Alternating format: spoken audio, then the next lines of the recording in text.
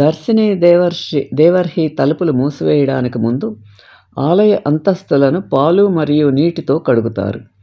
ఆలయ సముదాయం వెలుపల మరికొన్ని మందిరాలు కనిపిస్తాయి. వీటిలో గురు హరగోవింద్ సింగ్కు అంకితం చేయబడిన ఒక మందిరం, అలాగే అమరవీరుడి కుమారుడు అటల్ రాయ్ ఉన్న ప్రదేశాన్ని సూచించే 9 అంతస్తుల బాబా అటల్ టవర్ ఉన్నాయి.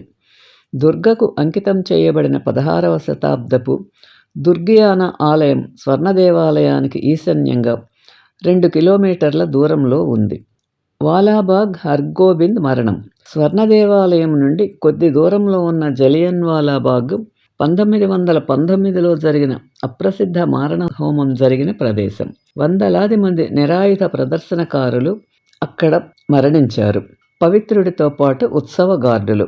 భారతదేశంలో ముగింపును వేగవంతం చేసిన సంఘటన అయిన పదాతి దళం నుండి వచ్చిన జనరల్ రెగ్ యొక్క పరివేష్టిత గార్డు ద్వారా తుపాకీతో కాల్చి చంపబడిన వ్యక్తి ఇక్కడ ఉన్నాడు. పరిసరాలు.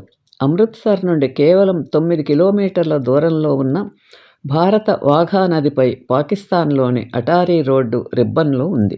బగ్లర్లు 2 సరిహద్దుల వద్ద అద్భుతంగా కాపలాగా ఉన్న 2 గూస్లపై జెండా స్తంభాలను ఆయా దేశాలకు తీసుకువెళ్లే దశలను ధ్వనించటంతో అది ఒక చిత్రంలాగా ఉంటుంది.